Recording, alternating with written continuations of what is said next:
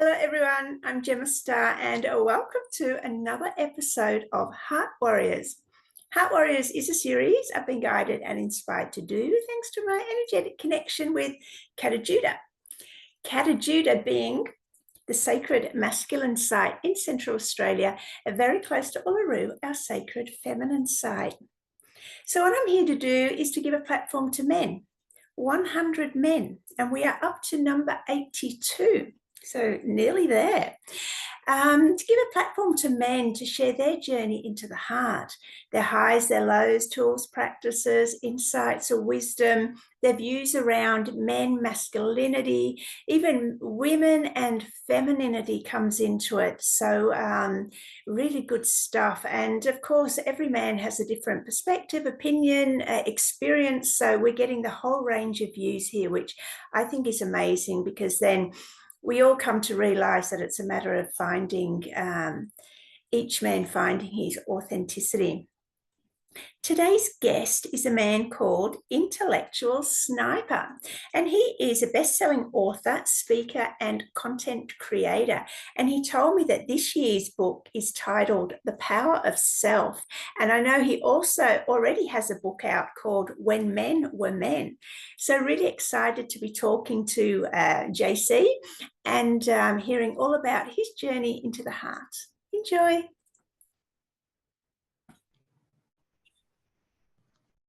Hello, JC. Welcome to Heart Warriors. Good morning. I'll say that to you. Evening on this side of the earth, but very happy to be here, and thank you so much for your invitation. It's an honor. Yeah, oh, my pleasure. When I saw your content on Facebook, I'm like, yeah, we've got to get JC on for sure, because you're quite outspoken, and I love it, because I love that you do have your strong opinions around men, masculinity, and also women and femininity. So, I mean, one balances the other. But I like to start off getting to know a little bit about the man inside. So when you're not, an author, a content creator, an amazing sort of opinionated man, who's the man inside in your heart? Sure. So I grew up in a small town kid, which is funny because I live in a big city now. Kind of the country background, if you will. I'm not the farm life, but definitely, animals, fresh air, hunting, that type of vibe. And I eventually, went to school for business background, got into real estate. Now I'm part of a commercial real estate as well. And of course, as far as the city, I'm in Washington, D.C., just for your audience, to have a reference. But, I'm a simple guy. I think I would like to believe that I'm a simple guy. I'm a straight shooter. I'm someone, if you ask a question, I'm going to tell you how it is and give you my true opinion about that. Of course, sometimes, some people take it very well. Some people don't. But at the same time, you always know that you're getting an authentic experience with me. Yeah, I love that. And let's just focus on that for a moment, because how important is it and we're talking about men, so for a man to be like that, to be able to give his opinion in truth to himself and integrity to himself without having to please everyone around him, or speak to be all inclusive? How important is that? Mm-hmm. Is that for an integrated man? I mean, I think it's extremely important because when we are, authentic, we are trustworthy, right? People can build things around people that you can trust. If you're not getting the true opinion if you're not getting someone's true opinion, then how could you ever build a true foundation with that person? How could you ever have success? Because you're going to, as you know someone, things are just going to keep stacking and keep stacking. But if it's built on a weak foundation, you'll never get to the true level of what you're trying to achieve. So I think it's super important for men to have that type of relationship where, hey, you ask a man a question, he answers it truthfully, even if you may not like the answer. At least you can trust his opinion, you can trust his expertise, and of course, relationships are stronger that way. Oh, that's so good, and really resonates as a woman for, when you said it makes a man trustworthy. Definitely. Can you speak directly to men, please, JC, who maybe still sort of be people pleasers and trying to, maybe it's with their mother or their wife or just other men in general? What can you Right. say to those men to help them find this strength to speak their authentic truth? Of course, in my second book, which is for men, it's called the When Men Were Men, actually. And basically, one of the most important chapters is chapter 2, where I talk about when you're too nice, right? When you're people pleasing, when you're going out of your way to always make sure everyone else is appeased. But the problem with that is people, not only do they not trust you, but they lose respect for you because they can't trust you, right? So it's super important to flesh out the people pleasing. I have a section where I say, be kind, not nice. There's a big difference between the two. People try to correlate them together, but in actuality, they're very different. Kind is when you're doing something because you want to genuinely do it. Nice is when you're doing it to appease the crowd. You don't really want to do it.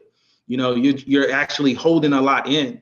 So the problem with the people pleasing is for years and years and years, you're just holding a lot of stuff inside, and you're never really expressing the true, opinion of yourself or whatever the situation might be. And that's a problem with the people pleaser is they have an outlash in life. So at some point, they're going to come out of nowhere and express a lot of anger. And they're going to start lashing out to friends, family, associates, and everybody's going to look and say, oh my God, I can't believe this person is doing this. But that's because all the years of people pleasing has compounded and, turned into that. Oh, such good insights. Thank you, JC. What would you say was your biggest challenge growing up? Wow. Individually, I think, well, it's ironic because I was a shy child. I was not outspoken as I am now. And you could say that, the answer I just gave, I should have been able to give myself at a younger age, but I had to grow into who I am today. So I was a very shy child. I kept, my opinions to myself for a lot of things. I was someone trying to find my way. And of course, I think sometimes societal programming, you're taught that it's good to appease everybody. It's good to try to make everyone happy. But like I said, the problem with that is you're going to be the one exhausted at the end of the day. So, when I think about myself as a young man, I think I was, a bright, smart young guy, but I definitely had to find my grounding, in particular my masculine grounding, so that when people would deal with me on a very intimate level, they knew, hey, I trust in this person because I know that they're being super authentic with me. Yeah. Can you please speak to parents of boys now, JC? What tips can you give? Like, what do you wish an adult had done more for you as a young boy to be able to allow you to express opinions and find your true authenticity? What tips are especially for maybe single mums who, we're trying the best to bring our boys up, but obviously we're not men. Well, I always stress to single moms that I do consultations with is that it's super important to protect and focus on your son's confidence. A lot of people don't want to focus on that because we're trying to, dare I say, neuter young men into being people pleasers, because we feel like, well, that's the way and that's whatever. But the issue with that, like I said, it all goes back to trust. If you have a society where you don't trust anybody, then it's going to be chaotic. So that's the issue with that. So I would just say focus on protecting and definitely focusing, harnessing that young man's confidence at all costs. His confidence is super, super important. So when he expresses himself, don't feel, dare I say, offended or violated right away. Ask yourself the question, why is he expressing himself this way? Sometimes as young men, we have to channel our talents and gifts into things. And a clear example of this would be, let's say a young man might get into an unfortunate fight at school or any place. It doesn't have to be at school, right? He's being aggressive. Don't see the aggression as that's a bad thing.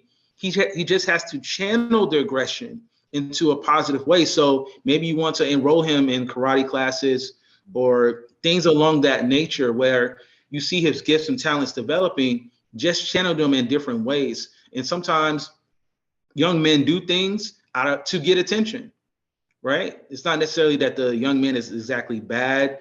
He's just trying to get attention. But like I said, harnessing the confidence and channeling it is, I think, the way to go.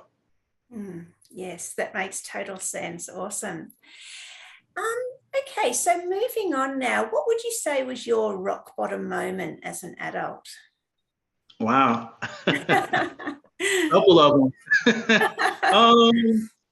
I would definitely say that when, I was almost engaged at one time, close to marriage, and unfortunately did not go the way I wanted to at that time. I think losing my said ex-girlfriend at that time affected me a lot, and it took a lot of my confidence away, which is another thing young men have to do, is they have to find their own identity, right? You have to know that, hey, just because a relationship didn't work out, just because, a situation didn't work out, that doesn't define you. That doesn't mean that you're a loser. Doesn't mean you're a failure. Doesn't mean that you're not worthy to have love again. Sometimes I think as men, we take it super hard when something doesn't work out, because in our mind, we have visions of how we think something should work out. So when it doesn't, when that vision splashes, or when that's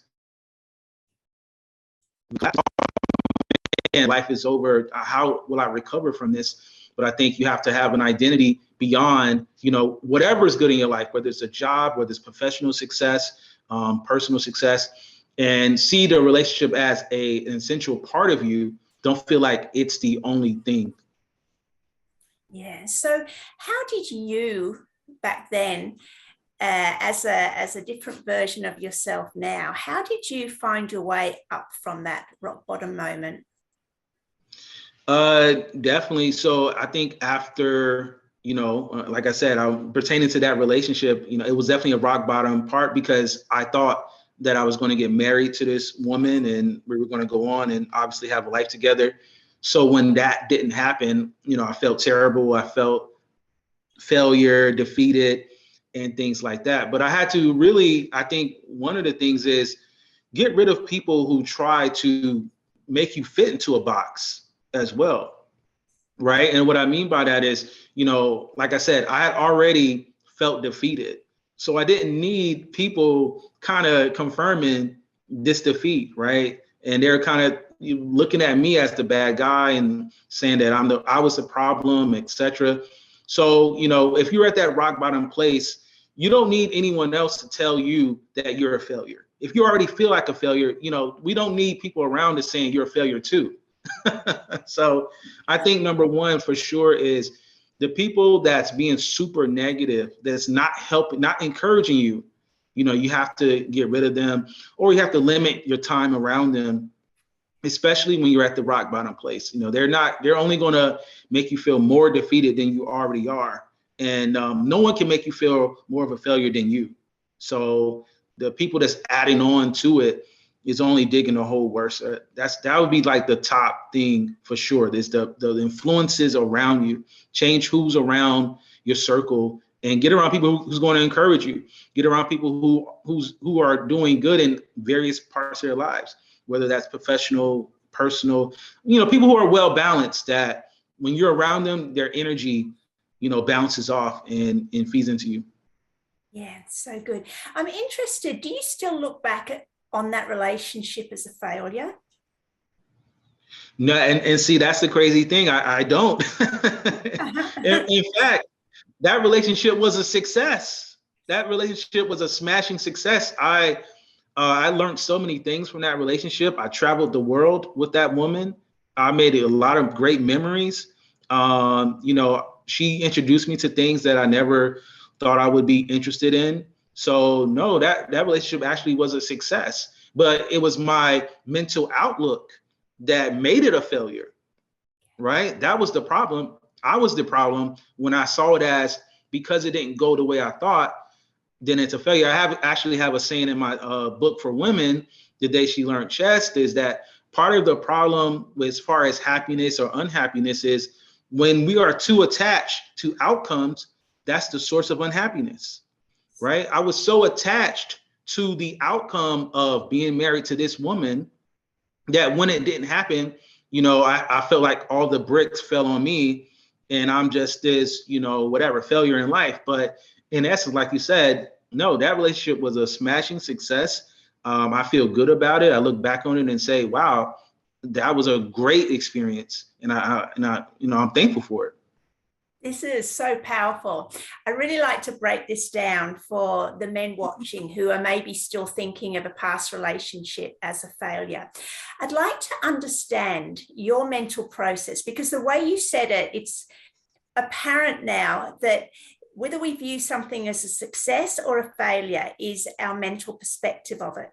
So I'd Mm-hmm. like to understand your mental shift from seeing that relationship as a failure to now seeing it as a success.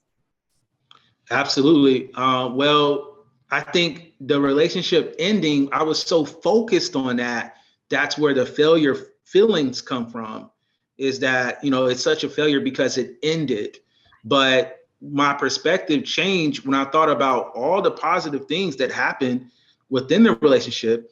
And the fact that even the ending is positive because I have perspective moving forward on what I might want in a partner, what I might want in the next relationship, so that I'm better off for it. So like I said, I think I was so focused on the ending that I looked at it as a failure. But when I think about the things I learned, the things that the woman introduced me to, the experience, like I said, I traveled the world with this person, Yeah. this woman, and we had a lot of great awesome times. And also this too, I had to ask myself, why did I even get in a relationship with this woman from the beginning, right? When I asked myself those questions, my perspective changed from negative to positive, because there's a reason why we date who we date, or who we end up with, whoever we end up, whether we want to admit it or not. Now, of course, our state of mind at the moment matters,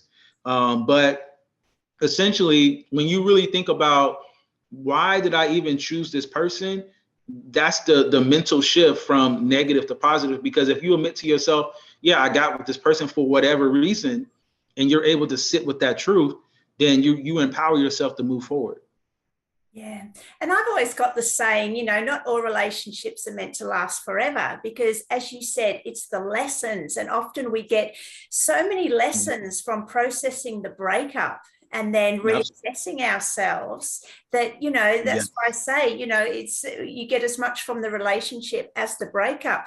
What do you think about that? The programming that relationships are meant to last forever. Like, what are your views around maybe commitment, long life commitment to a partner, as opposed to, just allowing the flow? absolutely. Once again, in my book, I say that we are to enjoy someone's company, whether it's for 30 minutes or 30 years.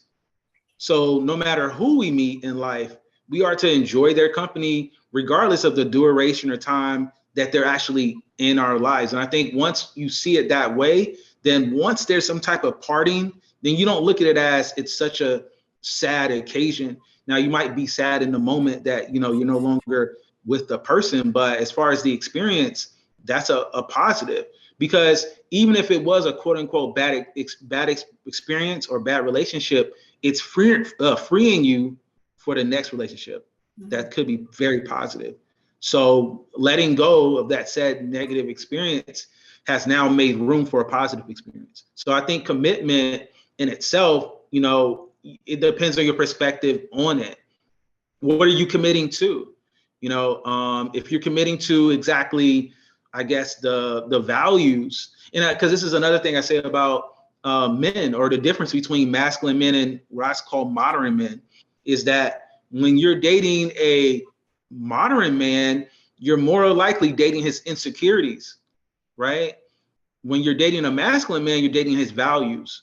The values is a foundation. That's not going to change. That's going to be something that you can kind of always come back to and touch base with. But insecurities, they're up and down. You don't know what's going to happen. It's chaotic. So commitment is perspective as well.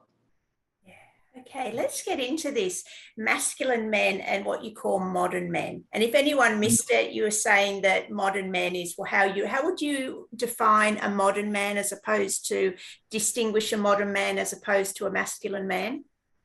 Sure. So when I say modern men, in my terms, what I'm talking about are men who they lead with social acceptance, right? There's no real base for what they say or do.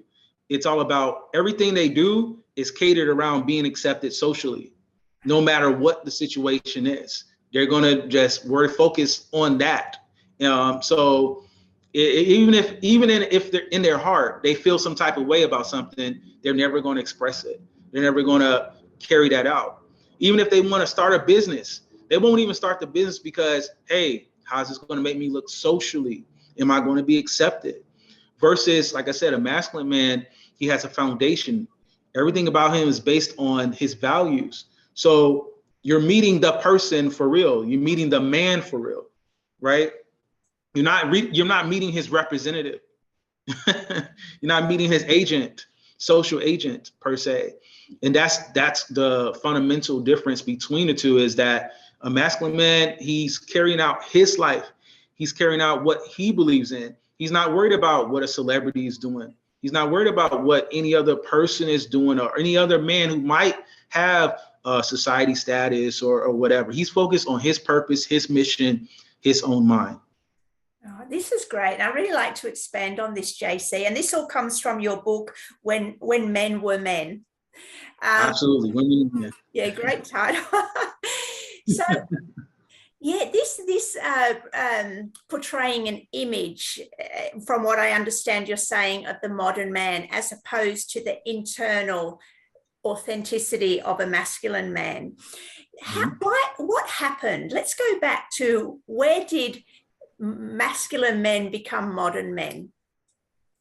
Great question. Well, I mean, I believe that once that the social order changed from men focusing on themselves to, I guess, men focusing more on how can I say this right? Because there's no real right way to say it, but when men were no longer leading women, right? It wasn't about, let me lead this situation to success.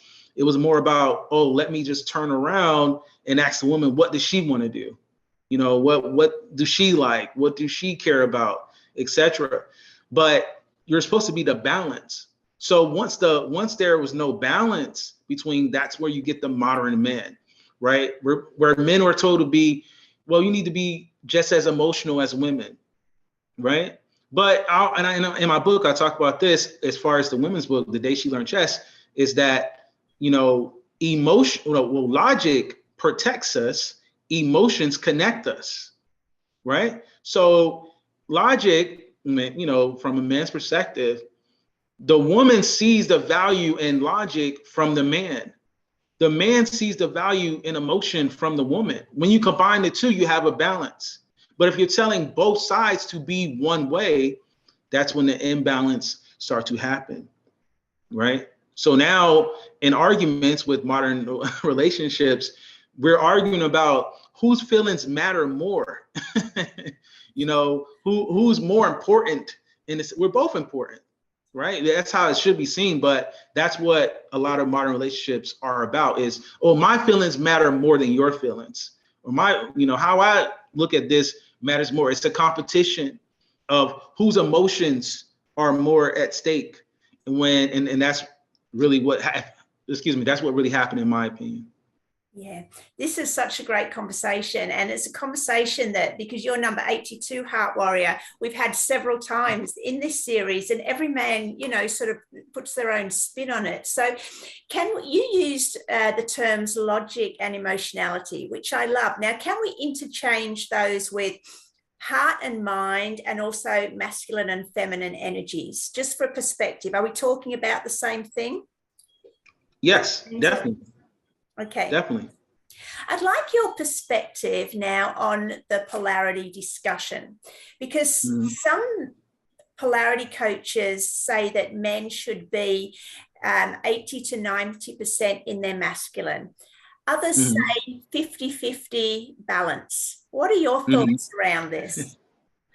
Wow, those percentages. A lot of numbers. I there is a lot of talk about this in polarity spaces, and what's the right percentage, and to me, I can't put a percentage on it. The only thing I could say is that I can acknowledge that within everyone there's masculine energy and there's feminine energy, right?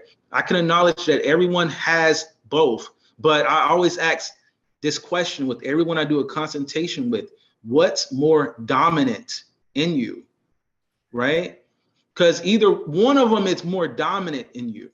And that, to me, is the fundamental thing about it. So as a man, is your masculine energy more dominant than your feminine energy? I can't particularly say it's going to be 70 or 80 or 90 or 95, 96.8. I can only say that one is dominant. What is dominant within you? Yes, and a lot of people like to go back and forth on well, I have masculine and feminine energy. Yeah, you do, but one is dominant within you, regardless of how you might want to say the percentages or exact. So I don't have a number, but I think heart, mind, and body, in one is dominant. Do you think, what are the pros and cons of a man being ultra in his masculine energy? Because are there advantages and disadvantages, and what might those be? Let's say a man who was 90% predominantly in his masculine. Well, I'll say this, that when I'm not going to say there's a such thing as too masculine. I'm just going to say you can be blinded by focusing too much on, are you masculine? I'll say that. And what I mean by that is when you're so caught up in, I'm a masculine man, I'm rough, I'm tough, then you can't lead anybody, because you're so focused on trying to prove or show how masculine you are, right? But when you're self-aware, I'm a masculine man, I don't have to say it, I don't have to necessarily have to pronounce it or make an announcement, right? You just know. So when you're more self-aware and secure in yourself, which is a part of emotional mastery, which I'll talk about in my book as well, then you can acknowledge, hey, I need to have a balance. So that, let's say we are dealing with a situation with a woman or a child, then, right, we can't be this rough and tough all the time. We can't do that 24/7. There are certain situations where, yes, we'll have to tap into compassion. We have to tap into, obviously treating certain human situations more delicate than others. Some things take more diplomatic skills than physical skills, right? But there's a place for everything. There are certain situations, yes, where you will have to defend yourself as a man physically, right? Obviously, but then there's certain situations where emotional mastery comes into place. You want to have to tap into that other side and be more diplomatic. You have to use a certain tone to not offend. Love that. So let's look at the other end of the spectrum, men who are maybe more emotional in their feminine. What might the advantages or disadvantages be for those men in life? Okay, well, when you are in tune with your emotions, that's a positive thing. You're able to relate to people better, I would say, right? Definitely, for sure. So that's an advantage. The disadvantage comes into where now there's going to be certain situations where people may not trust you. There's going to be certain situations where people are not going to elect you to be the leader, right? And it's definitely going to affect your dating life. I don't care what anyone says. Um, Women biologically can tell if you're a masculine man or not. And she may love that you're in touch with your emotions. She may love that you are more emotional than most. She might even love that you're more sensitive than most. Great, awesome. But it's going to definitely affect her being sexually attracted to you. It's going to definitely affect her electing you as her leader, looking to you to definitely lead the way to victory. Is going to affect those things. So that's the cons. This is so good. And I want to get back to that. But first, I'd like to ask now within men, and I know, let's speak for you, for example. Within you, does it flow? Are sometimes you more in that higher end masculine and sometimes more in the lower percentage masculine? Is it a flowing thing, or is it pretty standard that you whatever is your dynamic of masculine, feminine, and you tend to stay there? I think for me personally, I stay pretty much the same. Like I said, there's certain situations where there have to be a flow. There's certain situations definitely where, we might have to tone it down to get a successful result. But for the most part, it's like I say in the book, you're being like a tree, like a oak tree, you're standing firm in place. So of course, the leaves might blow a little bit, right? The branches might bend a little bit here and there because of the circumstances. The wind's blowing extremely strong, but overall the roots are going to stay still. Yeah, great analogy. I love that, JC. Let's just skip back to I love what you're talking about then about the women's attraction to men who, or less attraction to men who are more in their feminine on the whole. I mean, of course, it depends on the woman's energy as well. But can you please explain this for our audience with a bit more depth as to why that happens, why women may be not as attracted to men who are more emotional, but not lacking so much emotion that, where's the happy medium? Explain this whole dynamic, please, JC. So a lot of times, as I say in my book, When Men Were Men, women might say one thing in a moment, but actually mean something else in totality. So, a woman might say something like, "Oh, I want a sensitive, nice guy," right? And she really might mean that in that moment, but when she actually gets that sensitive, nice guy, she's like, "Oh, what's going on here? I don't know if I really like this. I don't know what's the case." So I think it has to deal with just biological protection, because I think the woman wants to be contained. So if she can't be emotional with you because you're being just as emotional as her, then it's like, well, what's going on? Because dang, I'm trying to come to you as an emotional safe space, but you're invading that because you're pushing back with your own emotions. And like I said, a lot of modern relationships are like that. It's emotional war. It's whose feelings matter more. And that's what, I think ends a lot of relationships. Also, that's why, a lot of women don't feel necessarily safe with a guy who's more emotional. As far as like a friendship or associate, coworker, I can go on. I think, hey, women can love that guy and say, "Oh, I love that he's in touch with his feelings. I love that he's in touch with his emotions." But as far as pure sexual attraction, as far as, being with that guy long term and feeling safe, that's where it's problematic. Yeah, so good. And I'd like to also touch on this dynamic. So you spoke about women in relationships with men who are more emotional, and that when she tries to be emotional, she's met with his wall of emotionality and she can't. And eventually she'll stop expressing emotion if she's met with this lack of freedom for her to be expressive. So then my understanding of it is that that woman then would step into her masculine and be less emotional because she knows she's not getting the support she needs. And I mean healthy expression of emotions. I don't mean dumping emotions on men.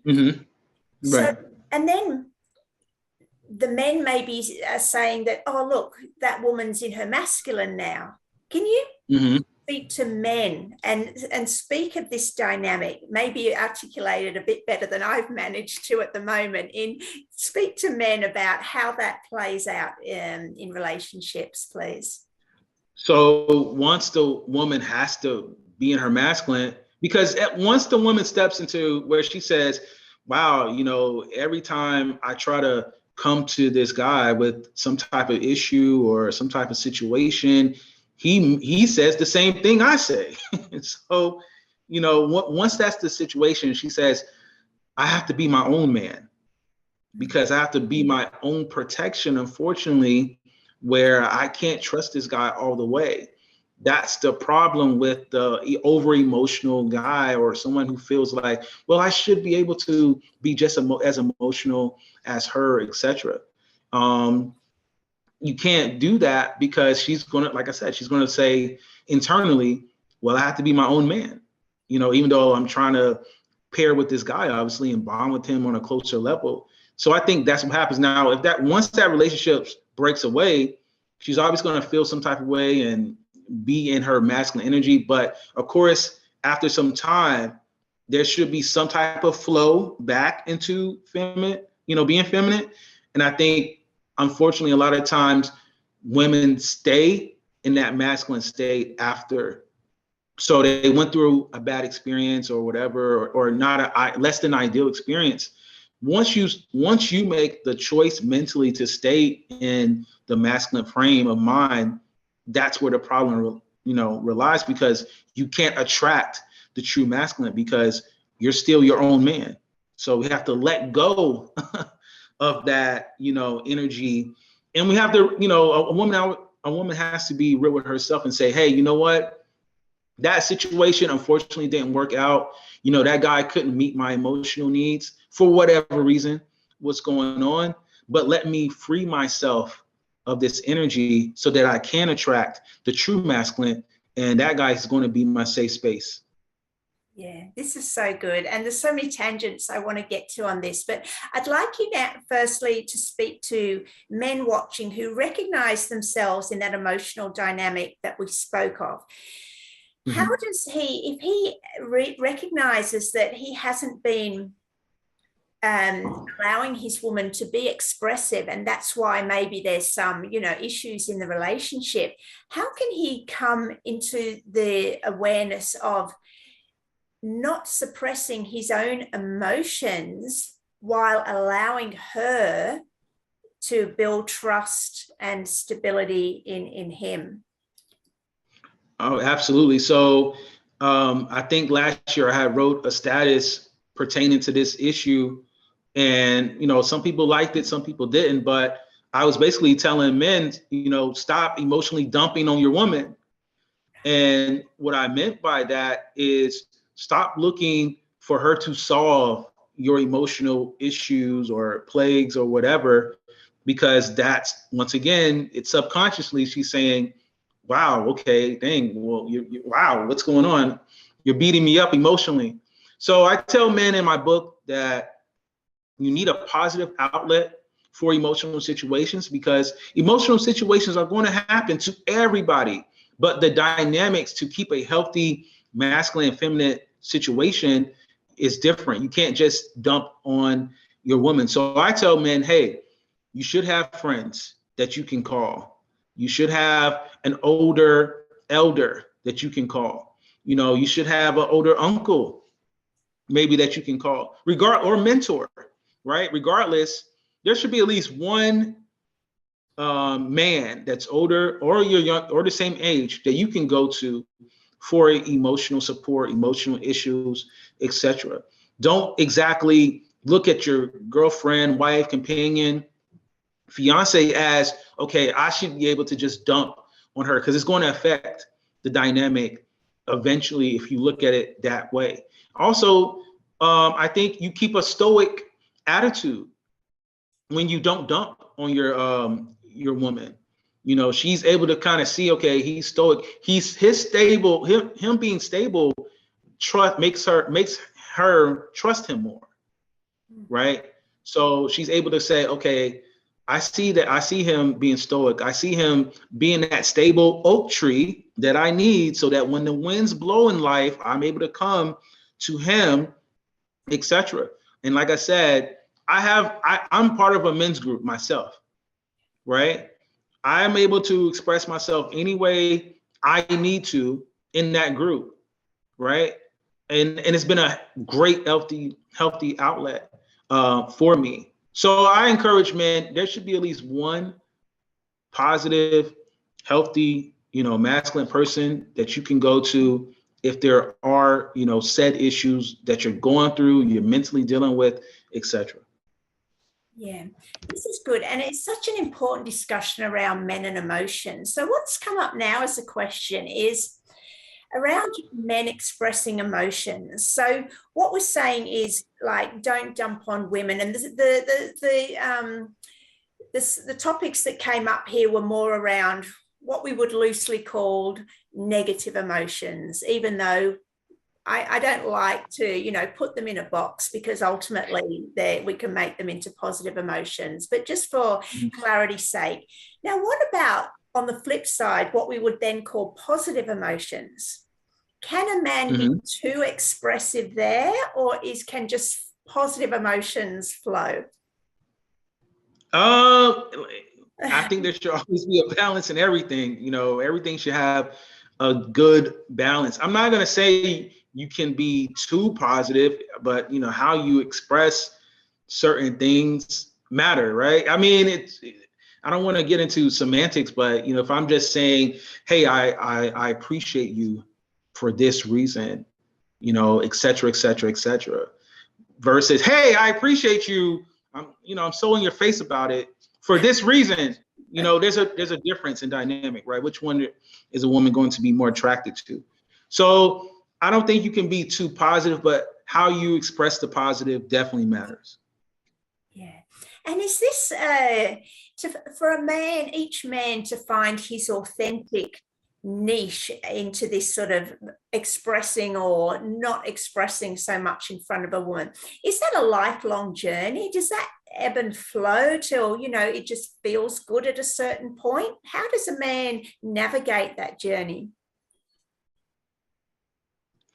Well, I think self-assessment is super important. You need to always check in with yourself emotionally. Ask yourself, how are you doing? Or is there anything that's bothering you?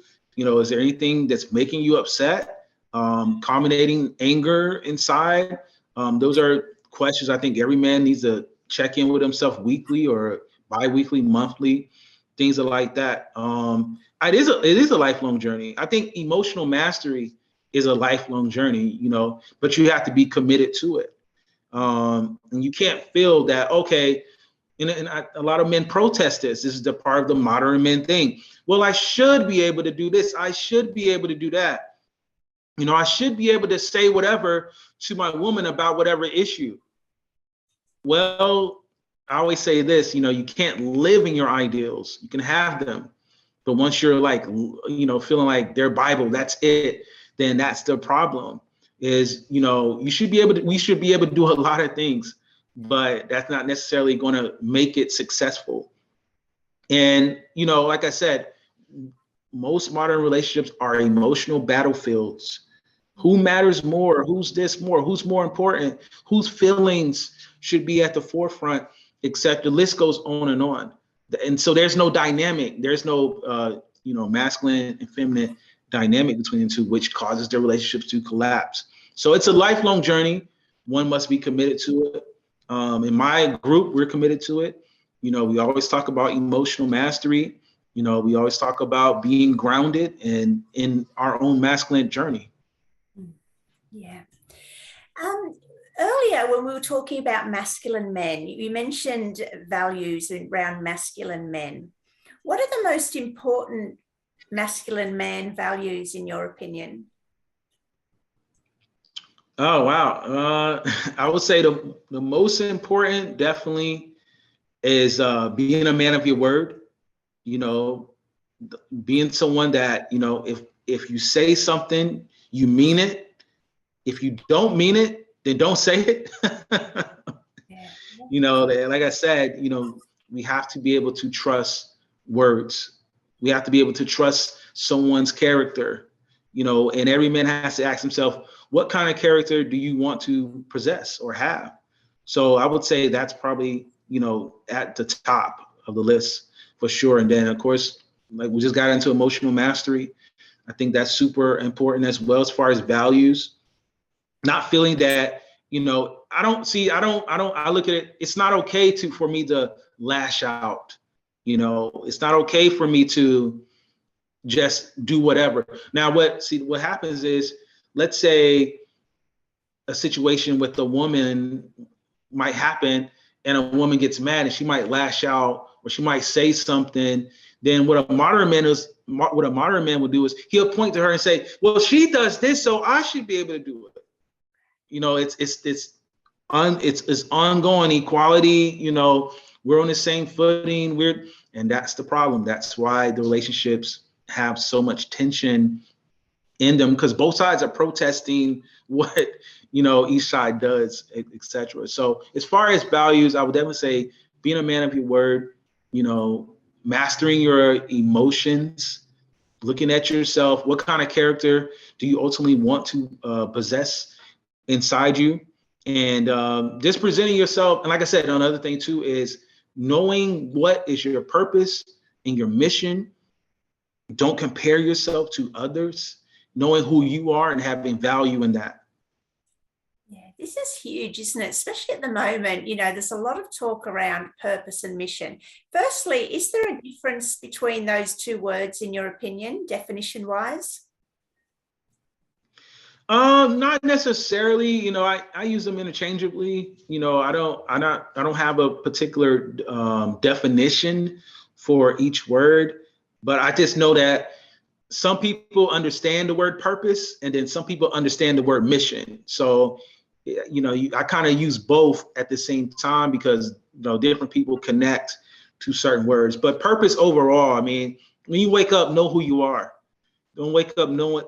When you're waking up guessing who you are, then then you're prone to make bad decisions, because you're going to worry about fitting in and worry about who likes you and who's going to take to you, and are you accepted by whatever community that you're after or trying to get social recognition in. So waking up with that purpose kind of gives you that self-driven way where you're not guessing.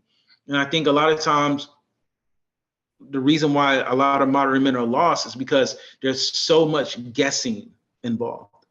Can you expand on that, please? This guessing. This is the first time this has come up in this series that I can remember. So, what do you mean exactly, like when men are guessing? Yeah, it's just, just particularly about, when a man is kind of like, well, you're always questioning, how much do you value masculinity? You're questioning, well, does it really matter? I should just be able to date however, the guesswork. As far as, I'm not saying that you're going to know all the answers. No one knows all the answers. We're all human. We're all, we have knowledge. We all have things that obviously we're exposed to. But when it comes to you as an individual, you should be trying to have at least the least guesswork as possible. So, right. So when you wake up in the morning, you know exactly who you are. You know exactly what you're after, what like I said, your purpose. You know exactly what you're trying to accomplish. You know exactly what type of woman that you're attracted to. This is like I said, guesswork when you don't know what type of woman you're after, right? So if you don't know who you are, then when a more masculine woman comes along and she's just there, you're gonna just take to her because you don't know who you are. So you're guessing that that's the right woman for you. You're guessing if the relationship's going to work out or not. See, when you're a masculine man, you already know that when there's a certain type of behavior or presence that a woman's presenting, this is not going to work. And you're going to just politely tell her, hey, I definitely wish you the best, but unfortunately, this is not going to work. The guesswork is done because I know who I am. It's so important, isn't it? This authenticity. But I guess that's just something that comes with age, right? Age, time, but also ultimately making the decision. Okay, because of course, there are so many resources out there just to be informed and just to understand this masculine, feminine, energetic dynamic. And to be aware of that, this is huge, isn't it? And then to find each man to find his authenticity within that. But this is why I talk about a lot in this series, because I mean, I don't know when I first came to find out about it, probably 5-6 years ago, this masculine feminine dynamic, but it's such a huge part of self-awareness and ultimately then awareness in relationships. So, for men to be informed on this is huge. Would you agree? Absolutely. I agree wholeheartedly. It's super important because we all are on our own journey. We're all trying to quote unquote figure things out, right? But at the same time, we have to have a foundation. We have to know what's what. And when we try to confuse the two, masculine, feminine, when we say it's okay if you're like this, it's okay if you're like that, then that's where a lot of problems happen, and our journeys get delayed, or you're not where you're supposed to be because you don't know, or you're not self-aware of where you are or where you're supposed to be. Yeah, so important. And what came to mind now is also men who maybe struggle with relationships and on the dating scene, maybe meet someone and then after a couple of dates or a few months into the relationship, it always folds for similar reasons. And their awareness of their own masculine, feminine energy and how that dynamic's playing out in the relationship, could be the factor that changes everything. Absolutely. Definitely. Yeah. Definitely a key point. Yeah, what do you say to men in those situations who, are struggling on the dating scene, don't seem to have a relationship that lasts very long? Sure. So first of all, I have to be real. A lot of men worldwide are struggling with dating. So, we have to acknowledge that and say that that's a real thing. But within that said, I think a lot of it is lack of self-awareness. A lot of it has to deal with not looking at internal. See, when you know the woman for you, then you're not even trying to succeed in a certain way publicly. You're not even trying to have quote unquote success in the dating market, because you're just looking what's best for you. What type of woman's going to suit your needs, right? So I think a lot of when you lack self-awareness, then you are going to struggle in dating, because you're just taking on and if you look at a lot of these dating apps, there's plenty of women. There's so many women on the dating apps, right? Power to everyone on there. But when you know who you are, you're not looking for every woman, right? No matter how many, it might be 10 pretty girls, but you know what you're looking for. So you're not trying to have success with all 10, correct? So it's to me, it's a matter of the lack of self-awareness. And once you kind of hone in on that, you'll start to have more success. Yeah, this is so good. But how does it work when it takes time to get to know a woman? Like, would you know you're the woman for you? Would you know her straight away? Or would it take a few dates or a year of relationship? How are you going to know? I mean, each time, go ahead, I'm sorry. Yeah, no, so how are you going to know that woman when she arrives, or if how did you know her if she has arrived? Well, when I say know the woman, I think I should say this too. It's very important to know the woman, but it's more also equally important to know who's not the woman.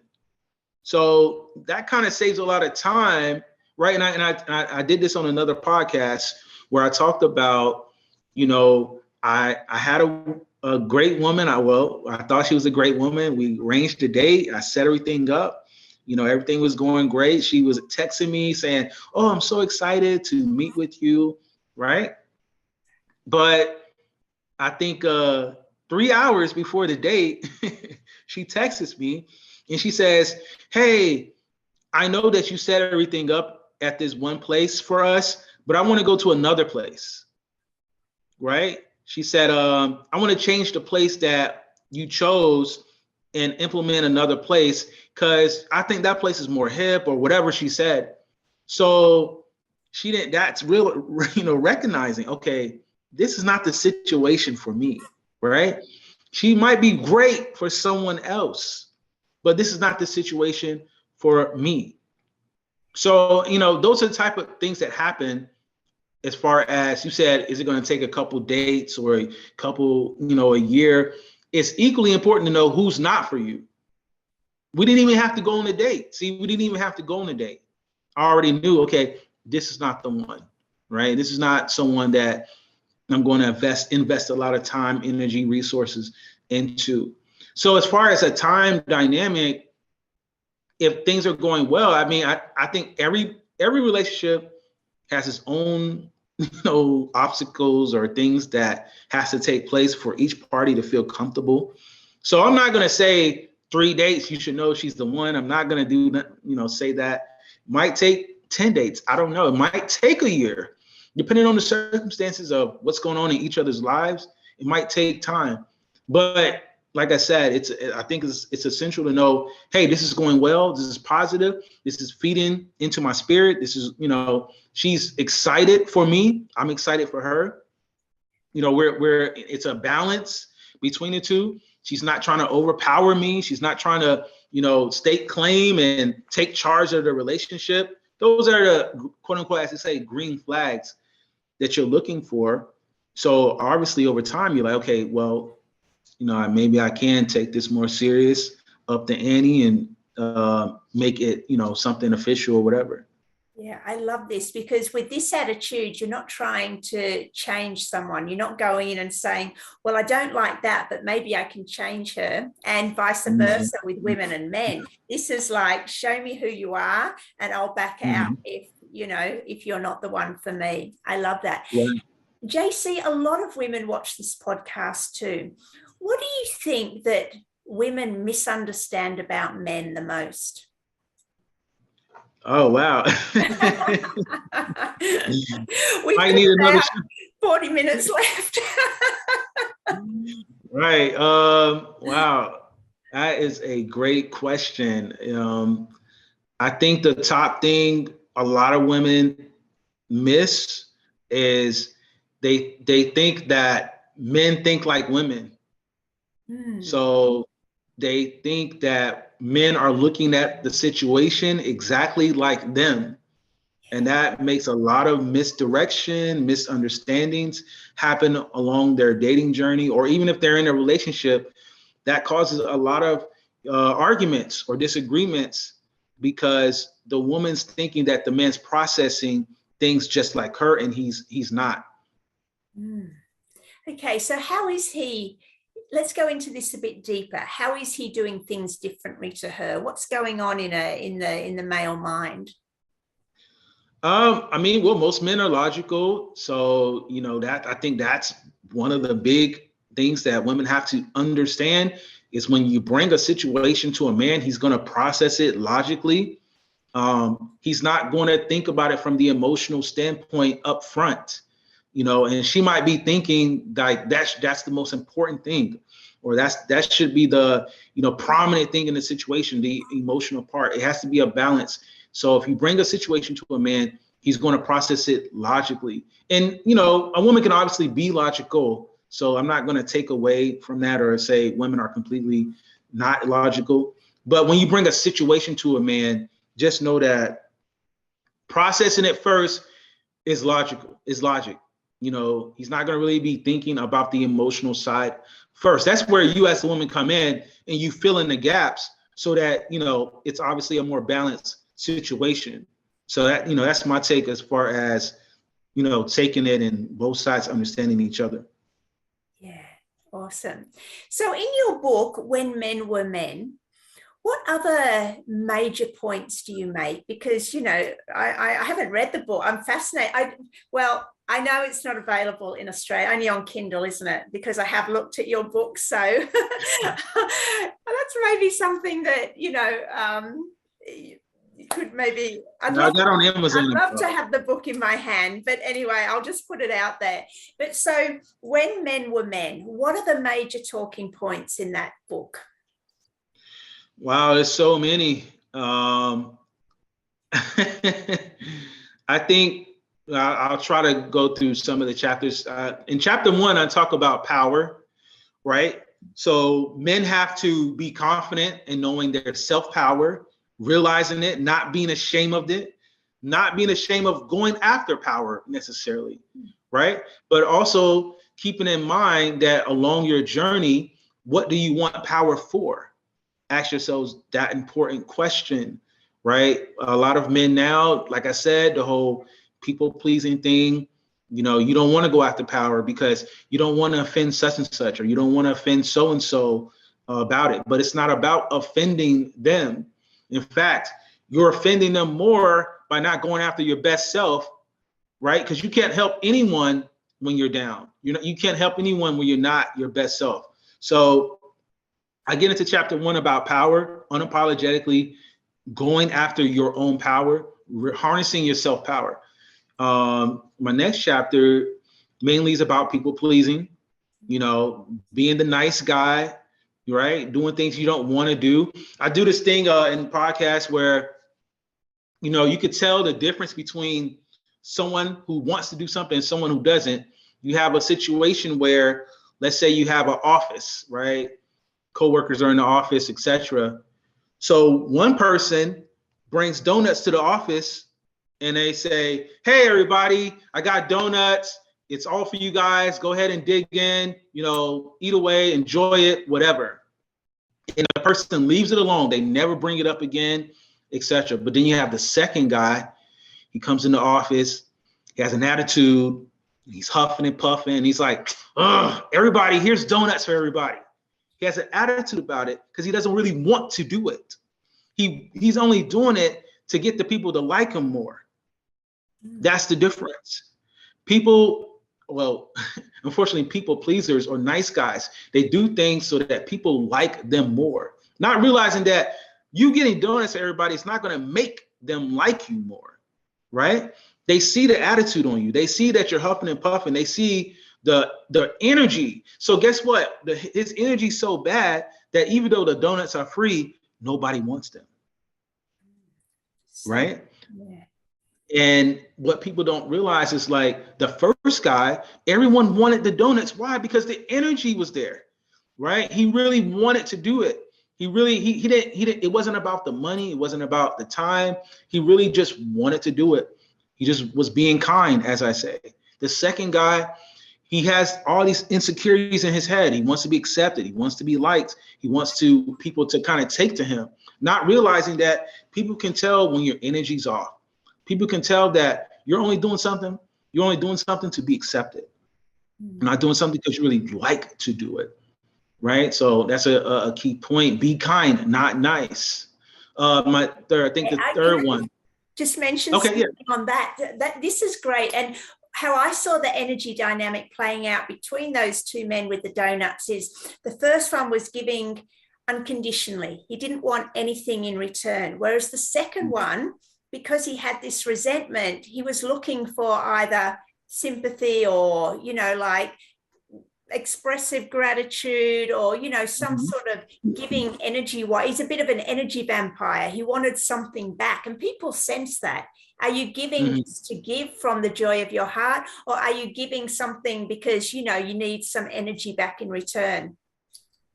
Absolutely. You said it perfectly. Yes. And the second guy, like I said, people don't even want the donuts, because they see your attitude about it. As good as the other donuts, even though they're from the same shop.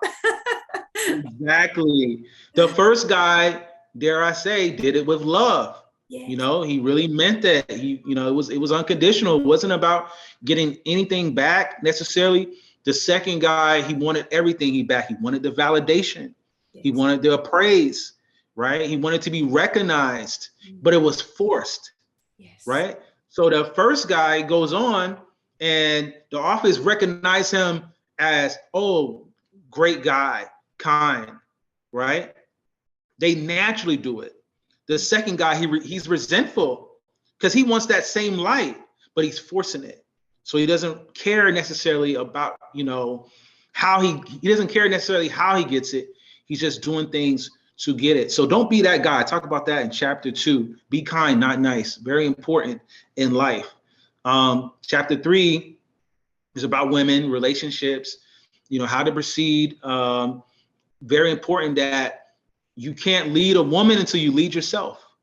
So you can't talk about submission and all this stuff, because the woman can equally ask, well, are you in submission with your own mission, your own purpose, right? Are you, are you congruent with the things that you talk about? Women can fairly ask that. So I focus on that. Of course, I bring up a lot of good points about, knowing that, I say this in the book as well, is that a woman's mind and her body are frenemies. The woman's mind and body are frenemies. Like I said before, a woman might say expressive, mental. She might express, I want a nice, sensitive guy, right? She might say that from a mental standpoint because that's socially accepted. Everybody's going to agree. But then when she actually gets the nice, sensitive, over emotional guy, the body shuts down because her body doesn't lie. The body's like, no, this is not it. This is not for us, right? So the body is dismissive around this guy. And a lot of women will tell you, if you have private conversations with them, they'll tell you that their bodies react differently to certain guys. Sure, yeah. Right? They'll tell you around this guy, the energy was receptive. She was ready to receive him, his energy, his poise, his, whatever he has, etc. With another guy, she's repulsive. She's like, oh man, like what's going on? Yeah. Right? So just know that as a man, I'm not going to get into the whole, oh, women are emotional. That's so simple and simplistic. But the mind and body are frenemies. It's your job as a man to be masculine, to lead her, and to know that the body doesn't lie. Her body's never going to lie to you. And I don't, it's a sensitive topic about women not wanting to have sex sometimes, where she might say, certain things, I have a headache, well, that's a lot of times that has to deal with, you're not in tune with her body. You're not in tune with it. So that's why, she's feeling a certain type of way. And a lot of times women deal with that whole nice thing too. I talk about that in the women's book, the whole good girl thing, where sometimes women give into things they don't necessarily want to do either. Right. So the mind and body are frenemies. Of course, chapter 4 is about. Sorry to interrupt, but I've got a theory on what you said about why women say, they want a nice, sensitive man. Could it be they think that there's only two options, like an insensitive, not nice man, or a nice, sensitive man, and because they've experienced the wounded masculinity of insensitive and not nice men, they think, oh, well, I want now a nice, sensitive man, without understanding that the opposite of the wounded man is actually the healthy masculinity. Absolutely. I agree there. Yes. Sometimes women, they break it down too simple, where if it's not this, it's this. Right? So yes, I do agree there that, if you had the wounded masculine guy, that's the guy who's rough and I got to prove my masculinity every day type, etc. Then yes, you're always going to think that that's one, I don't want to say prototype, but archetype. Yeah. You're going to feel like that's one archetype of the guy, and you're running away from that. You want the complete opposite Yeah. etc.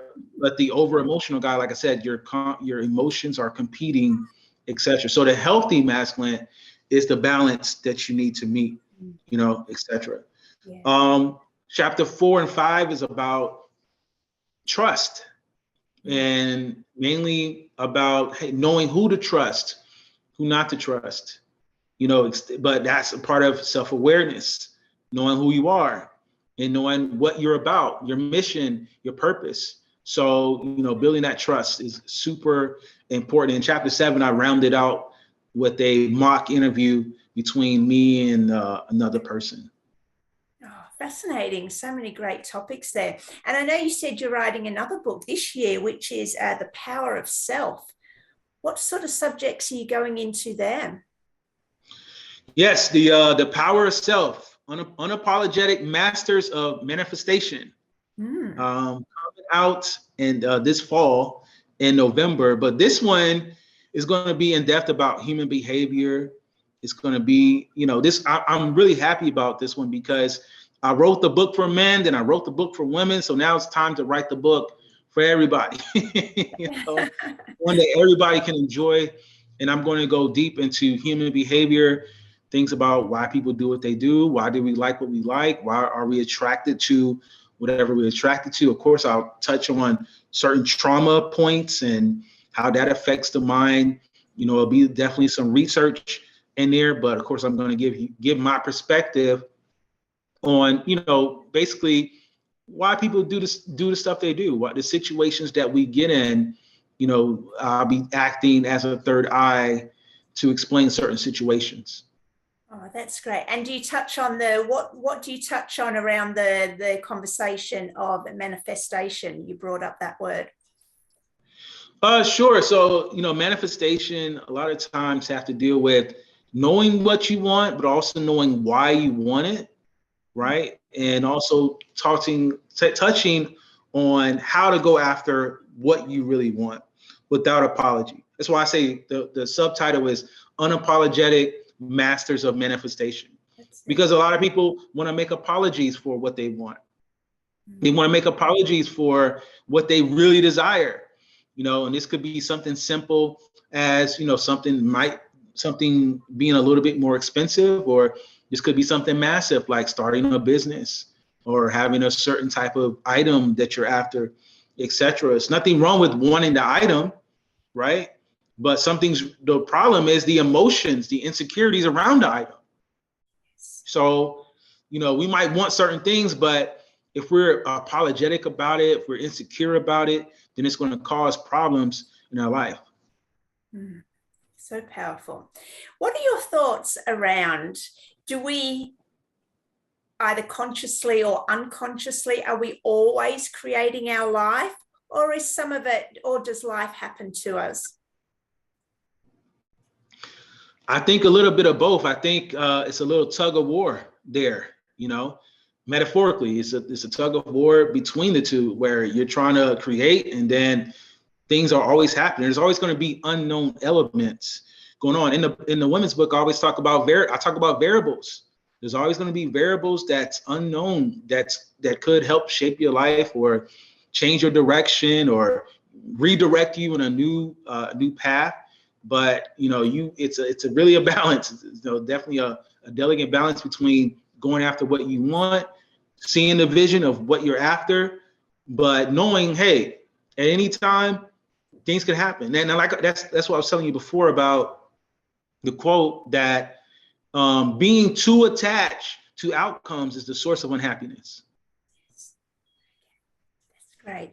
Okay, JC, we've got about 20 minutes left. So I'd like to open up the conversation. Is there anything that I haven't questioned you on that you feel is important to bring into the conversation? Oh, wow. You can go in so many directions here. You spoke about women earlier, knowing being with a certain type of guy. I think I talk about that a little bit in my book, The Day She Learned Chess, because a lot of times women do need a mental prepping before they start dating again. They need an essence of knowing, okay, how do I want things to go this time? But also, and we talked about this one with me personally, stop looking at these relationships as defeat or failure, because a lot of times what women do is they tie the relationship to their identity. So if something didn't work out, then they're like, oh man, I'm part of this. Instead of saying, no, I'm free of it. I am now free to pursue what I'm really after because such and such didn't work out. And, definitely stop bashing the ex. I know, women love to say certain things. And hey, anything that affects you deeply emotionally, I understand that, you're going to be prone to talk about it, but talk about it differently. Talk about it in a different lens. Don't just keep saying the same rhetoric over and over again. I think another thing too is presentation. I spoke about that on my page earlier, I think yesterday or late last night, where, hey, you're not attracting quality guys because of your presentation. Your profile, it says difficult. It screams difficult. You can't attract quality if you're not ready for quality. So it's a big, big, big thing to say, I want this, here's why I want it, and I'm prepared for it. Are you prepared? I always ask this. It's okay to say, I want this, but does that same thing want you? Very important. You have to ask ourselves that question. And not only do they want you, are you prepared for them? If you met this dream person today, would you be ready to step into that situation and say, yes, this is going to go successful because I'm prepared for it? I did the shadow work. I did whatever I needed to do to rise above all the bad things. And now I'm prepared. And a lot of times too, that's why I said everyone should ask themselves, if a relationship didn't go well, ask, why did you like that person in the first place? What attracted you to that person from day one? Yeah, no matter what happened, it ended badly. Okay, cool. You said that 1,000 times, whether it was on Facebook or IG, TikTok, you said it 1,000 ways that, your ex did you wrong or whatever. At a certain point, your ex wasn't the worst person in the world. Right. You liked them. You were attracted to them. Yes. Ask yourself, what season of life were you in that made you attracted to that person? And I think that's the mental shift for me. And a lot of things that didn't end the way I wanted it to end is what was I doing, right? Because a lot of times we always say, okay, this is what this person did to me, but did you put yourself in position for it to happen? Whether that's conscious or subconscious. Now, of course, I don't think no one wakes up and says, oh, I want a bad person. I want a bad girl, I want a bad guy. No, that's not it. That's not what happens. What does happen is you just move along with life and you're just floating, and you might be somewhere where you're not supposed to be, and then you're meeting people that you're not supposed to meet. A lot of times, unfortunately, this is why it's important to, like I said, ask yourself, a lot of people in your life, what was going on in the season of your life when you met them, right? Because if you outgrew certain situations, then you need to acknowledge, hey, I did outgrow this, right? Or whatever. There's certain friends that, and since we're talking about relationships, there's certain friendships that ended badly. Well, they weren't your friend anyway. They were never your friend, but maybe you didn't want to see it that way, right? There was signs, and I always say this, that there were always signs. You just didn't want to believe them. So I think it's super important as well, because sometimes when you're friends with someone you're not supposed to be friends with, they introduce you to somebody that you're not supposed to be in a relationship with. That happens too. So That's okay. What happens around friends and relationships when people outgrow each other? You know, you might be on the same energetic level when you build a solid friendship or a relationship. But then, you know, I mean, we're all aware of energy and consciousness and spiritual growth. What happens if people evolve at different rates? I think you have to acknowledge that when you have outgrown someone, you have to acknowledge, hey, me and this person, we're not at the same place anymore. Before I even say that, let me say this, that a lot of times we have to stop being friends with people just because of certain things. And what I mean by that is, you know, we think I went to this school, this level of school. So, oh, this person went to this same school. So I need to be friends with them. No, you don't, you know, or I drive this type of car. Oh, this person drives that type of car too. So I should be friends with them. No, not necessarily. You know, we like to bond over certain things. That's human nature to kind of do that. But at the same time, when you're conscious of it, don't always say, well, I work this type of job, so I need to be friends with people. That's not always it. But going back into what I said earlier is acknowledge when you outgrown someone. I think that's super important. You know, I do consultations for all types of things, from small to extreme. And a lot of times I think it's important. I've done certain situations where someone quit their substance abuse, but the friend, you know, they still want to continue. They still want to be deep in that rabbit hole. They don't care about what anything else.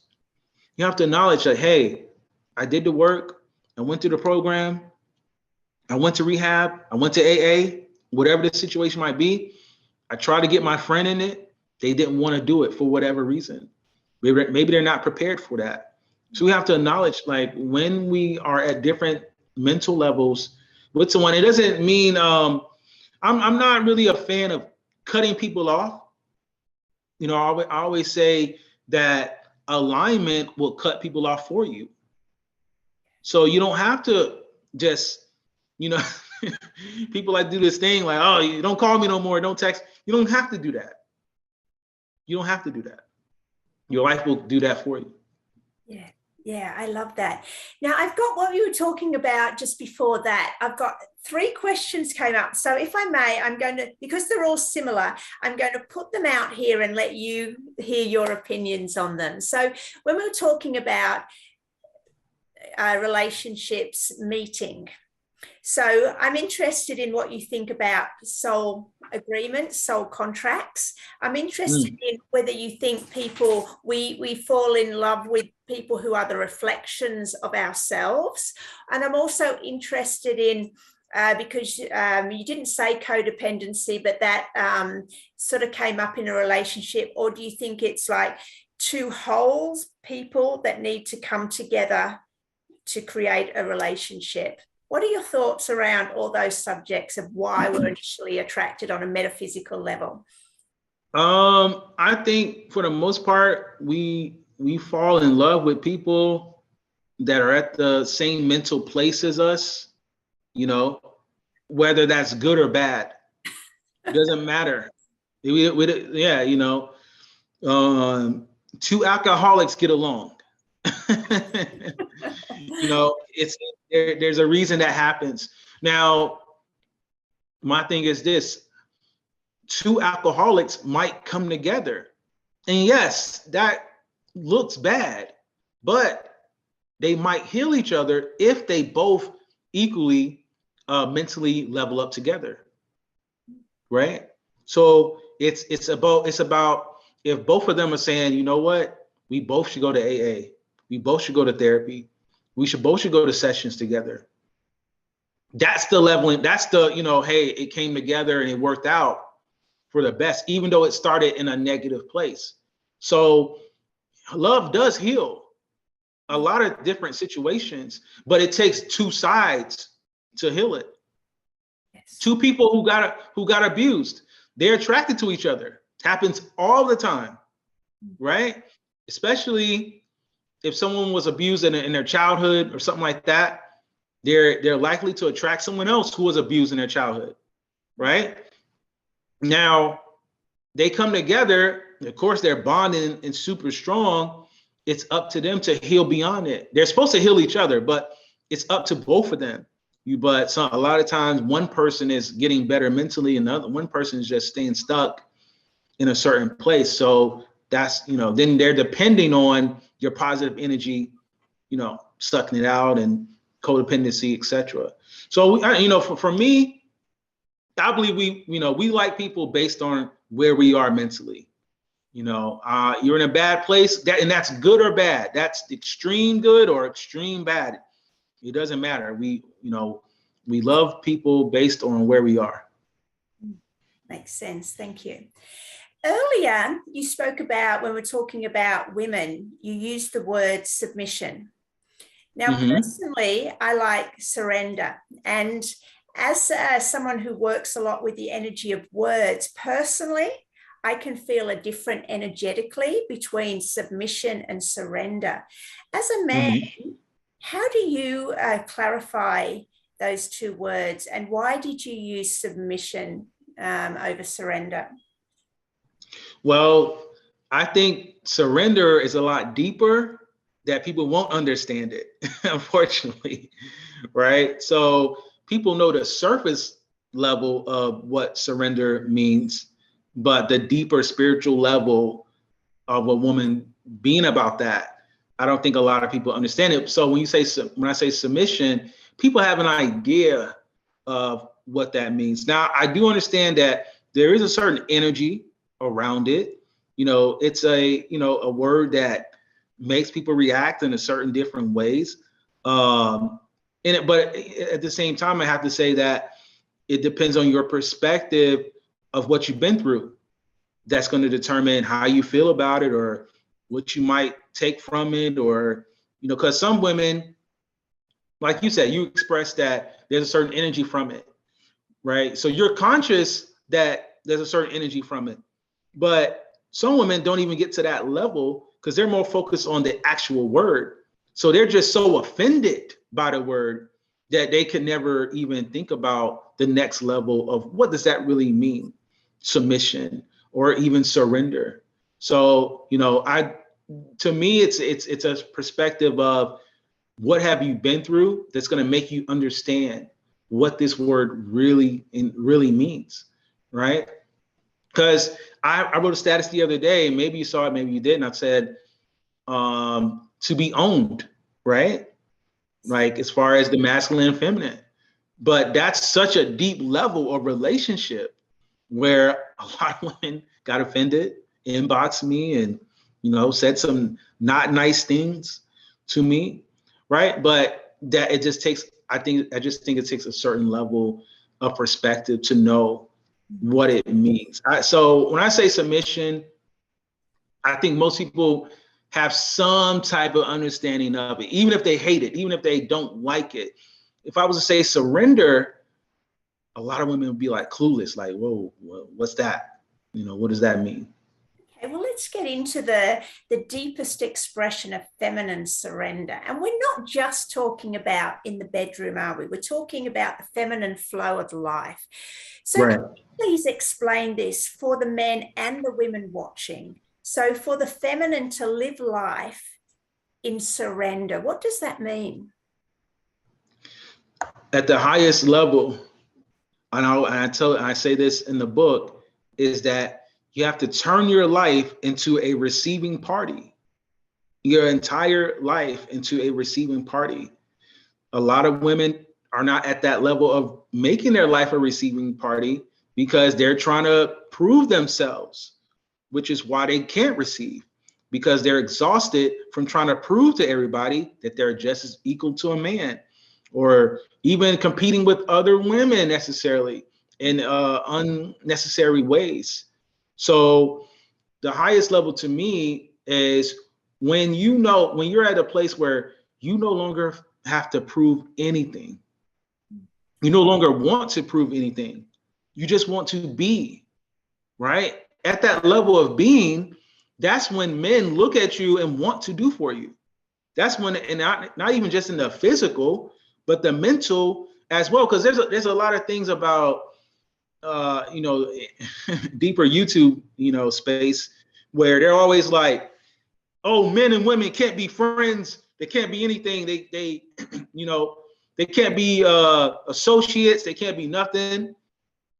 On a surface level, yes, that's very true, right? But on a deeper mental, masculine and feminine level, they can be friends.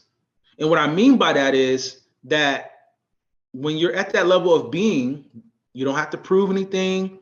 You're not trying to force anything. Like I say all the time, the modern woman's life is about forcing and proving. Chapter 3, my book. So when you're being, guess what? Men want to be there for you mentally. They want to investigate what's wrong. What's wrong? What's going on with you? The masculine wants to be of service when you're not trying to prove that you're masculine as well. So to me, that's the highest level. I'm not trying to prove anything. I'm not trying to force anything to happen. I'm here and I'm going to turn my life into a receiving party so that people see me, men see me, they want to protect me right away. There's no questions about it, right?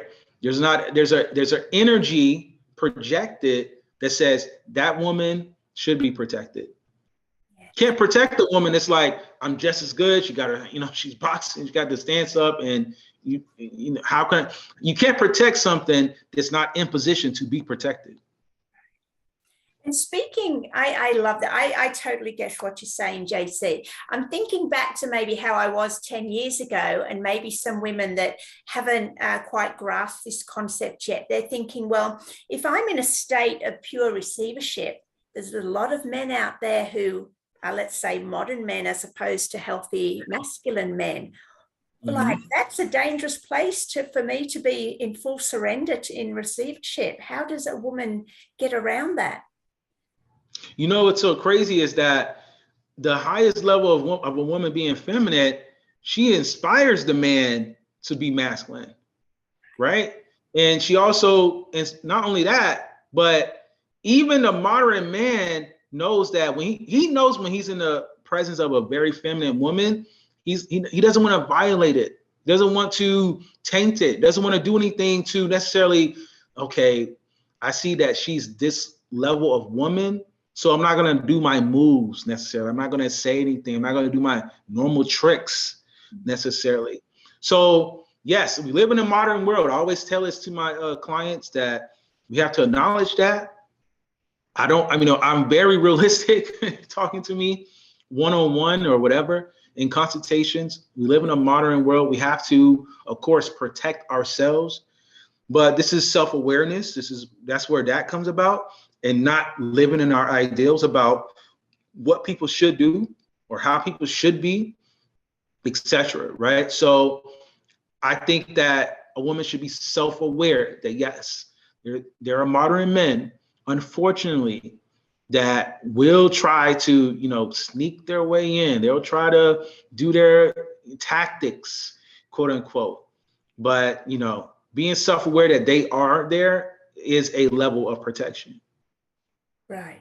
Yeah, so good. And I always see it as a woman who is able to be in her feminine it can only happen when she's got a healthy inner masculine that she can call on if she needs it. Knowing that he is always there inside, healthy masculine qualities that she's now integrated, she can have them inside. If she was to be in a position of danger, she can then come forth with more healthy masculine, but she doesn't have to be that healthy masculine because he's there inside if she needs to call on him. And this is where the energies before matter, as far as maybe a father, maybe a brother, maybe an uncle. Because I always tell, even now, I have a 10-year-old niece and I have a 7-year-old niece, even a 1-year-old niece.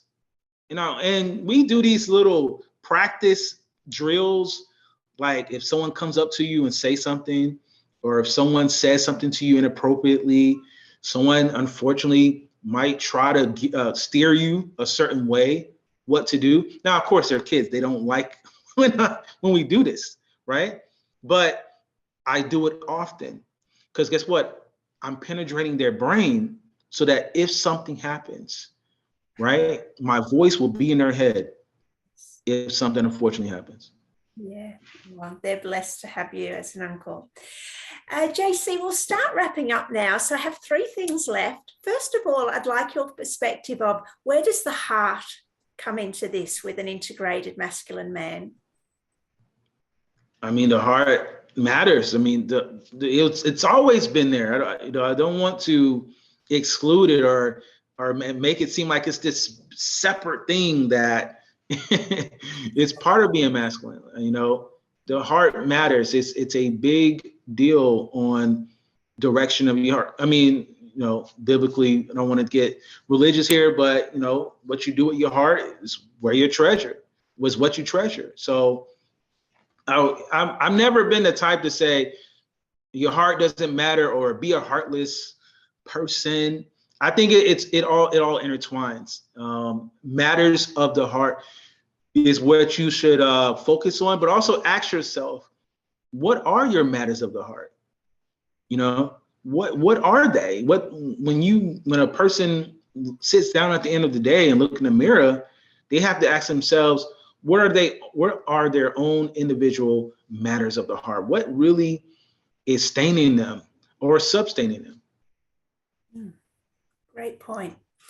Okay, JC, where can people find you? And just give people, please, also the titles of your books that you've got out there. And I'll also drop all these links and book titles in the description below. Absolutely. So the most prominent place you can find me is on Facebook. And of course, my name there is Intellectual Sniper, author JC.